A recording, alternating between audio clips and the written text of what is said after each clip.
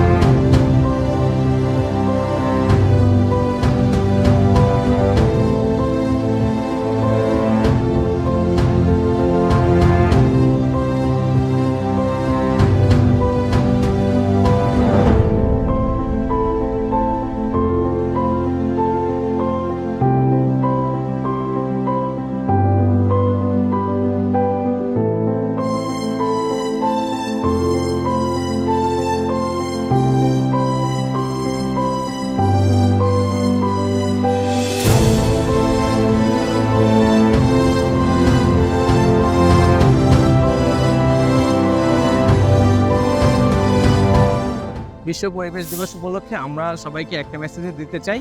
সবাই নির্দিষ্ট স্থানে ময়লা ফেলবেন এবং পরিষ্কার পরিচ্ছন্ন রাখবেন, পরিবেশ দূষণ না করি।